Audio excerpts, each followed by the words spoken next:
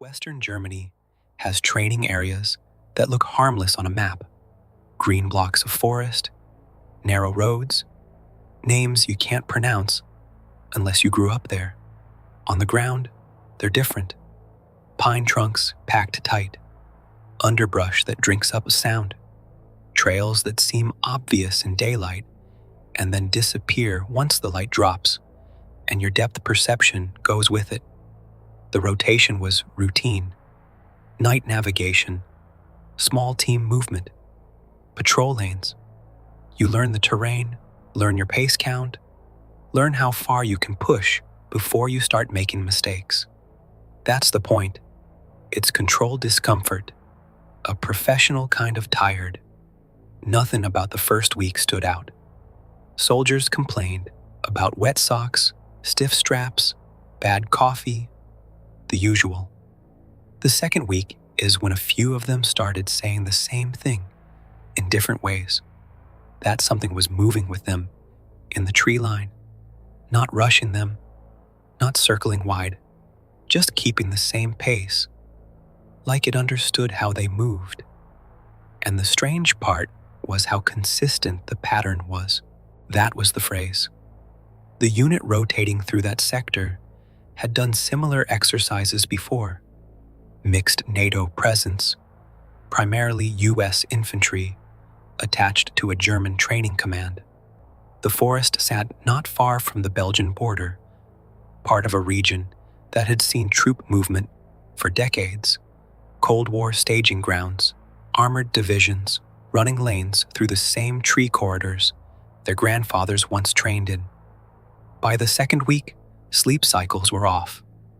Reveille before dawn. Movement until midnight. 2-hour fire guard rotations in between. Nothing extreme by combat standards, but enough to dull edges, enough to make you mishear things. The first report came from a 4-man fire team conducting a night navigation lane just after 2300. Overcast sky, no moon. Visibility limited to what your red lens flashlight gave you and whatever ambient light filtered through the canopy. They were moving along a marked trail, roughly 1 kilometer from the nearest adjacent team. Specialist Carter was in the rear security position. He described it later in simple terms. He said he heard footsteps in the leaves, off their right flank. Not crashing, not erratic, measured, matching their pace. At first, he assumed it was one of the other elements cutting across the lane, maybe off course.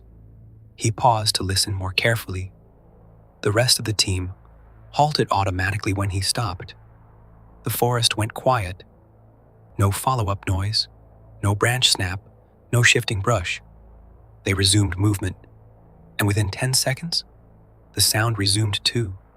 Same spacing, same cadence. Roughly 10 to 15 meters into the tree line, Carter brought it up over internal comms. The team leader told him to keep eyes open, but stay on mission. Wildlife was common. Deer, wild boar. Germany's forests still carry them. About 100 meters later, Carter stopped again without announcing it. The pacing stopped instantly. Not faded out, not moved away. Just stopped. They ran a thermal sweep.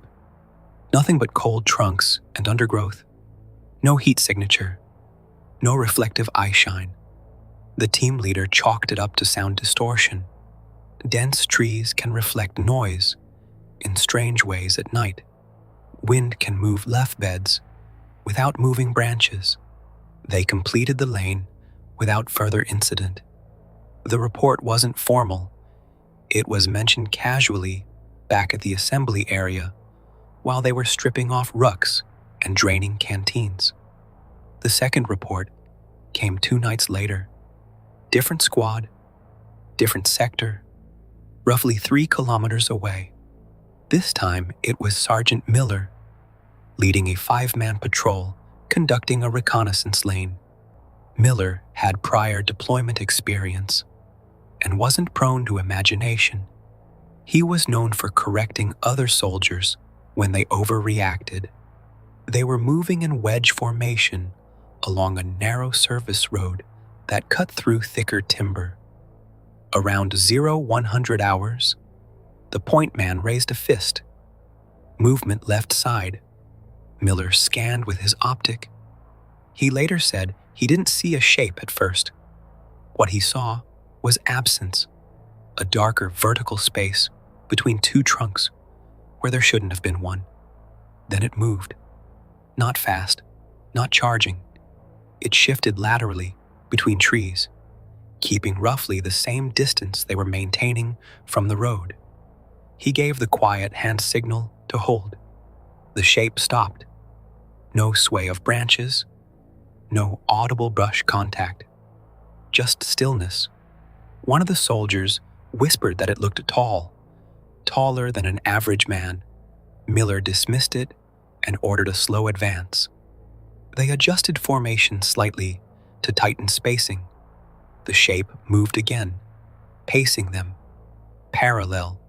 He described it as the wrong kind of movement, too deliberate for an animal, too smooth through terrain that should have snagged clothing or fur.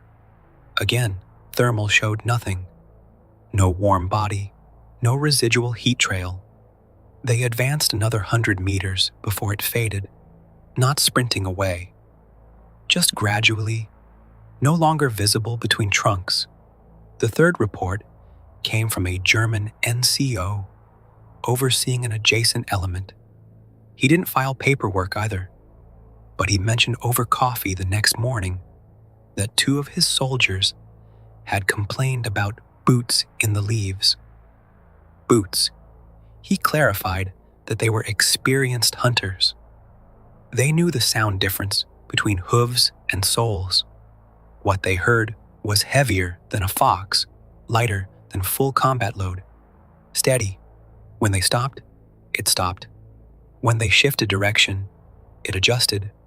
Command response remained consistent. Wildlife, sound reflection, fatigue. And on paper, that explanation held. The region does have red deer, large enough to sound human in dry leaves. Wild boar can move in surprisingly straight lines when curious. Night exercises create auditory illusions. A soldier at the back of a formation hears echoes differently than the one in front. By the 4th night, spacing between teams was increased slightly. Not officially because of reports. Officially, it was for safety margins. Unofficially, several squad leaders began advising rear security to double-check the tree line more often. No one used dramatic language. No one said they were being hunted. The word most often repeated was paced. Whatever it wasn't closing distance. It wasn't retreating either. It maintained. And that pattern, more than anything, is what unsettled them. Because pacing requires awareness. It requires understanding how fast a patrol moves. It requires patience. During daylight sweeps, they found nothing unusual. No tracks that didn't belong to deer or boots. No broken saplings at odd heights. No disturbed moss patches beyond normal training scuffs. But one detail began surfacing quietly in after-action discussions. The movement never crossed their path. It never cut ahead. It stayed parallel, as if it understood the concept of flanking, and for soldiers trained to watch for threats that maneuver, that detail lingered longer than they admitted. By the end of that week, the reports stopped being isolated. They weren't dramatic. No one claimed direct contact. No one described glowing eyes or voices in the dark. It was always the same restrained phrasing. Movement in the tree line. Pacing. Stopping when we stopped. One of the younger privates, new to the unit, tried to laugh it off during a break. He said it was probably a bored local, following them from a distance. That theory didn't last long. The training area was restricted. monitored, and layered with observation points. Civilian intrusion would have triggered other alarms. Another soldier suggested it was another NATO element running a parallel lane without proper deconfliction. That was checked. Timelines didn't overlap. Sectors were separated by clear grids.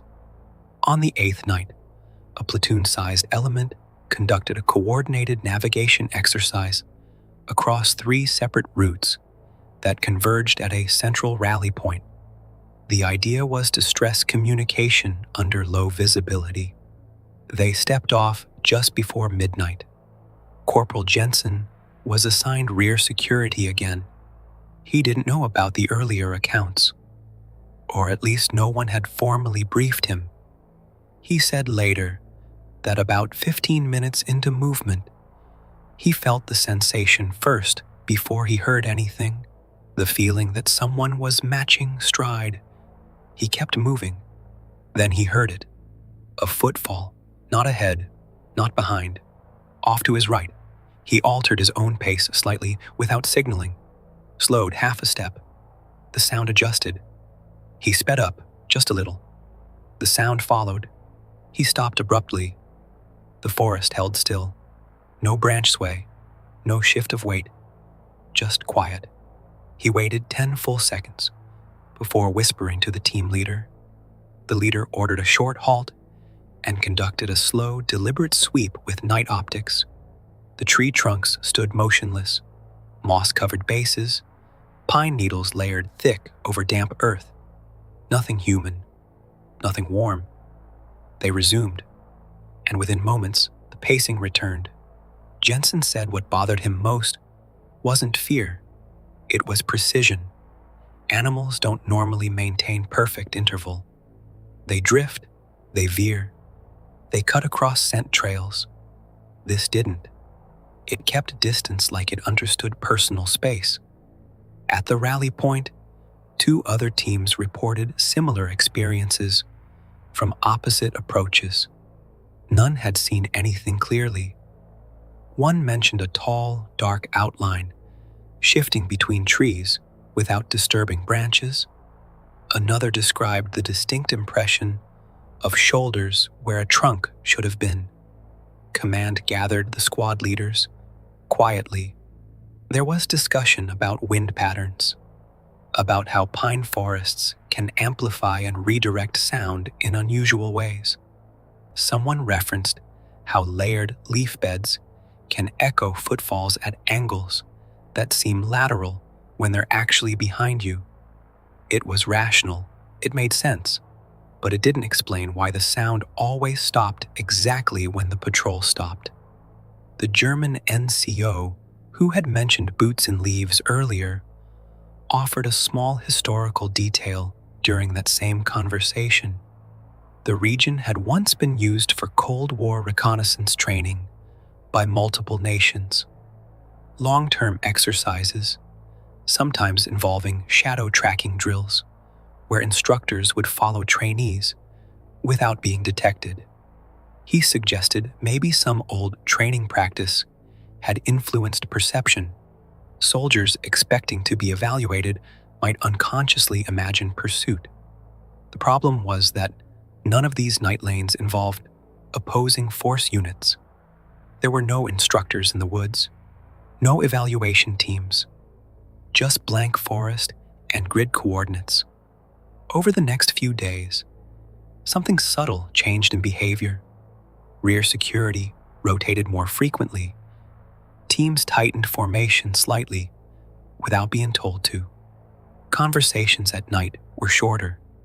Radios were checked more often than necessary. Still no formal incident report. Still no official acknowledgement beyond wildlife. On the 11th night, conditions shifted. A light ground fog settled after sunset, not heavy enough to obscure completely, but enough to distort depth perception beyond 20 meters. Sergeant Miller was again leading a 5-man element.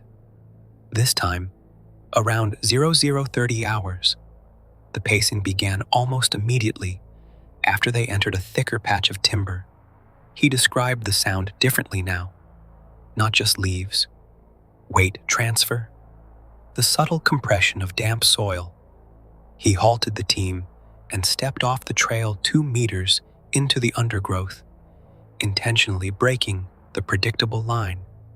If something was following parallel along the trail, it would have to adjust awkwardly.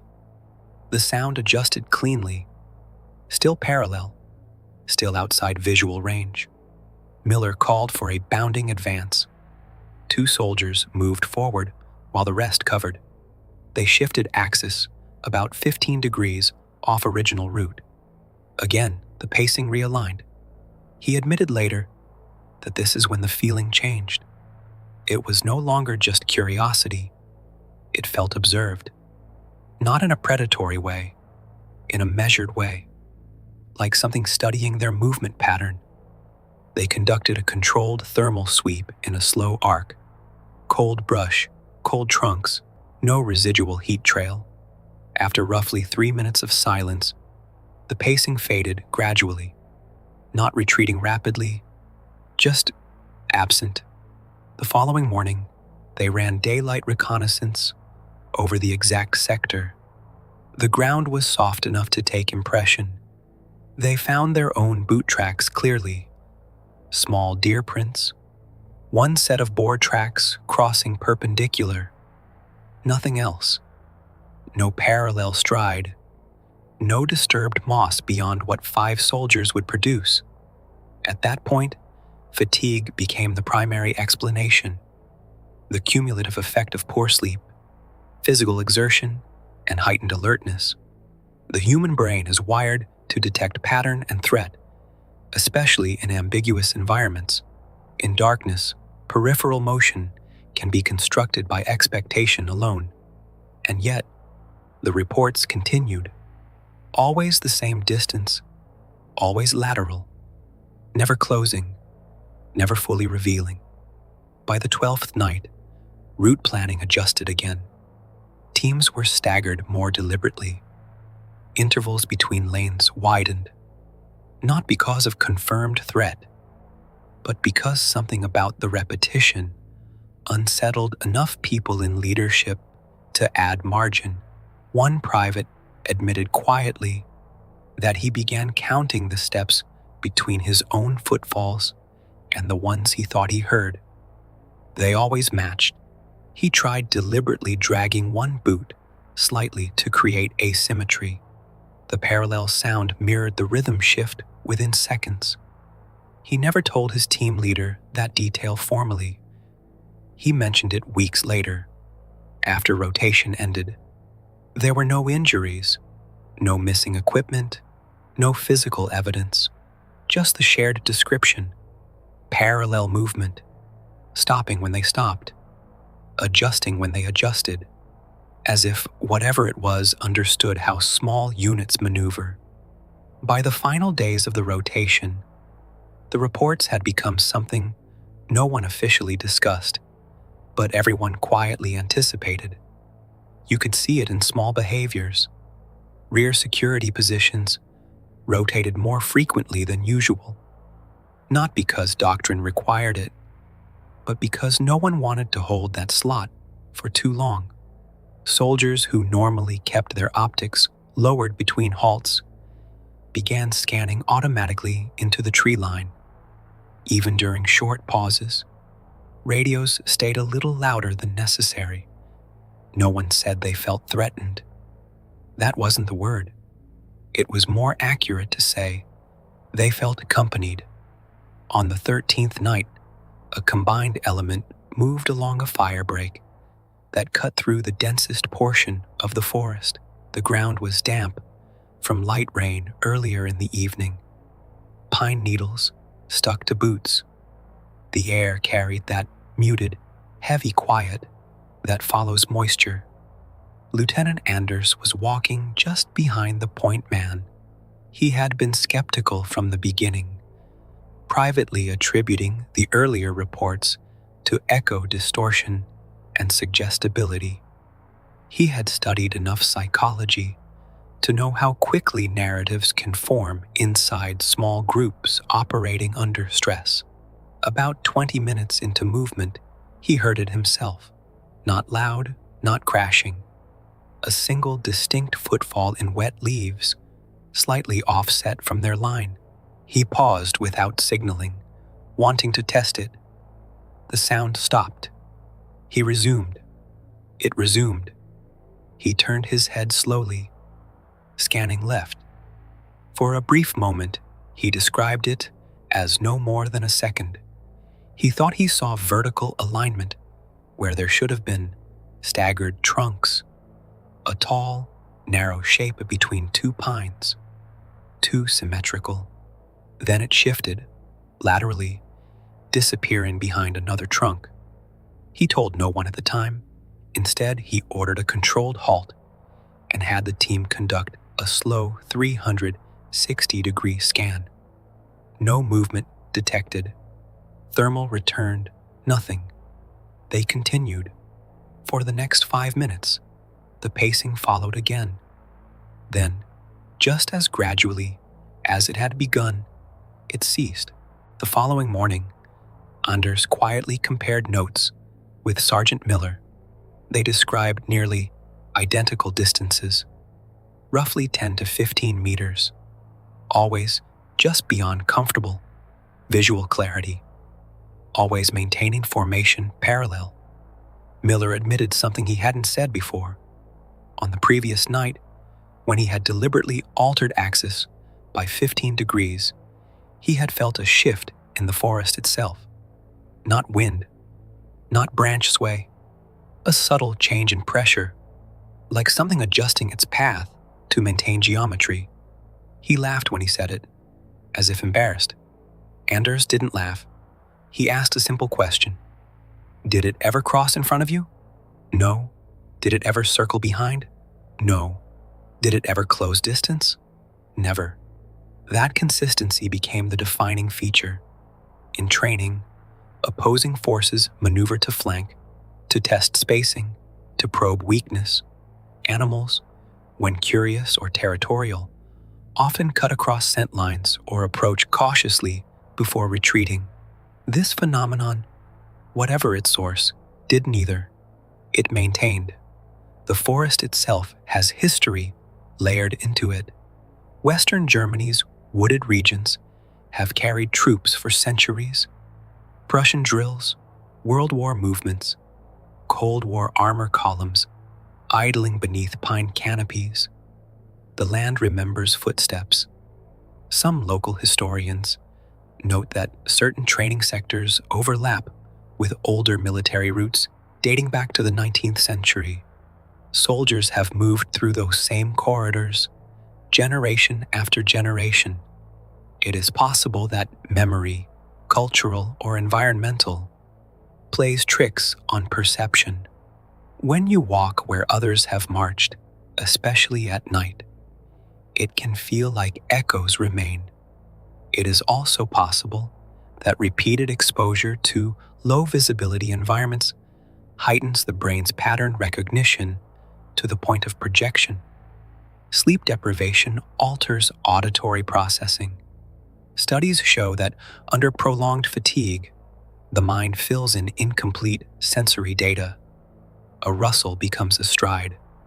A branch snap becomes cadence. Every rational explanation was considered. Wildlife remains the official conclusion. Yet there were no broken branches at shoulder height. No tracks matching a parallel human stride. No thermal anomalies.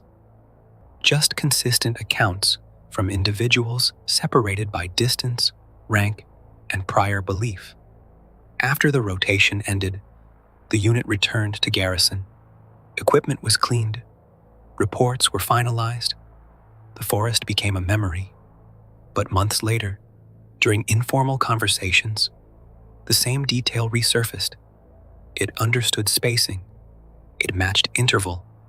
It never violated formation.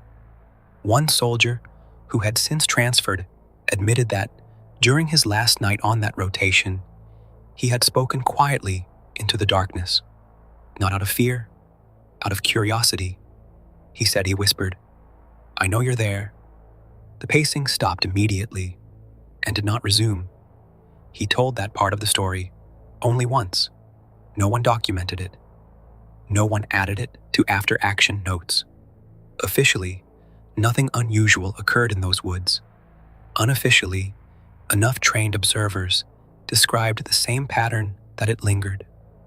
Not as a ghost story, not as a legend, but as a question. Whether these were misheard echoes, synchronized wildlife, or the product of tired minds in dark timber, the consistency is difficult to ignore. Soldiers are trained to observe movement, to detect threat, to understand geometry and spacing. When multiple trained observers describe something pacing their formation without ever breaking it, it leaves an impression. Western Germany's forests are still there, quiet, dense, used for training every year.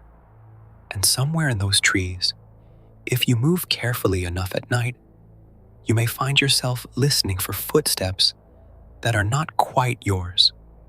Whether it was fatigue, wildlife, or something that learned long ago how patrols move, the men who walked those lanes remember the pacing, and for them, that was real enough.